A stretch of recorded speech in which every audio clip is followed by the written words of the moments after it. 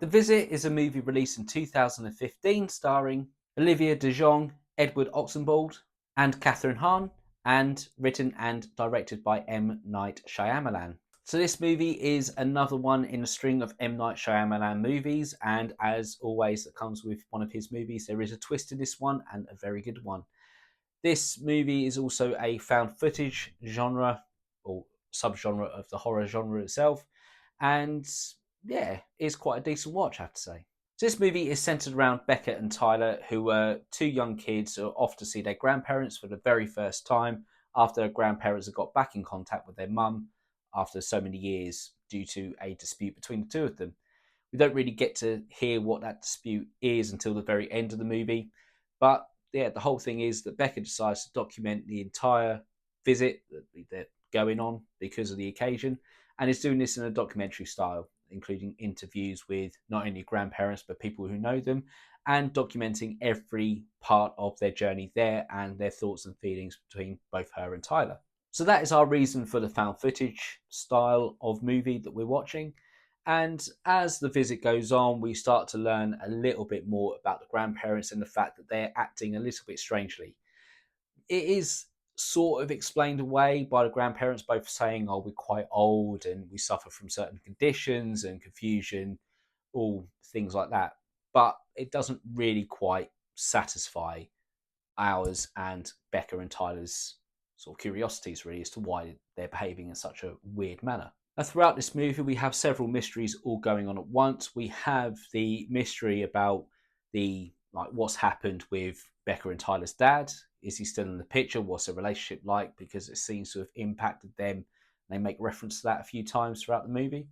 But also, there's a mystery about what happened between their mother and grandparents, as well as why the grandparents acted so strangely. And the biggest mystery of all is what's in the basement after they were told not to go down the basement by the grandparents.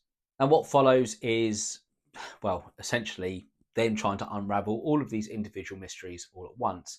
The children don't really obviously have to unravel the mystery about their dad, but that's one for the audience. But the others are very much ones that they have to try and get to the bottom of.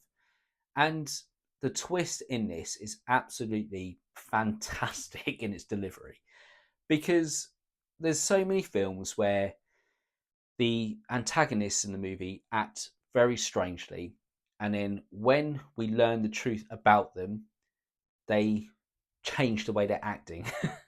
Whereas in this movie, they act strange the entire way through, and when Becca and Tyler discover the truth about them, they act in the exact same way. It's just the fact that we now know the truth about why they're acting why they're acting so strangely.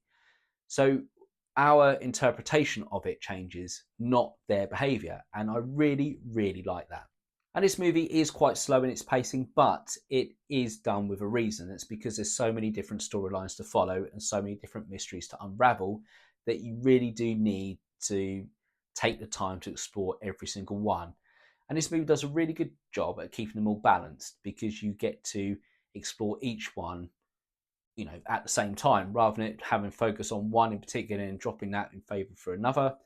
No, you get to explore all of them all at once. There are some comedic elements in this movie as well, which do fit in quite nicely with the movie. It's not ridiculously out of place. It doesn't break the illusion of the horror behind it. But the horror elements here are really well done. It's not necessary. It isn't really just about the sort of making you jump or immediately scaring you, but it's the underlying horror of actually what is it that's going on here. Is it something that's going to affect us, or is it something that's just contained to the grandparents themselves? And I think that mystery looming over it is really what is driving forward the horror sort of side of it, and it is done very, very well. Now, those are all the good points about this movie. There are a couple of gripes I have with it, one of them being Tyler, who is incredibly irritating throughout this movie. I get that you need to show that little brother-sister dynamic, and one of them is going to be more annoying than the other, but he takes it to a whole new level, and it is really strange, but it does make the ending a little bit more satisfying.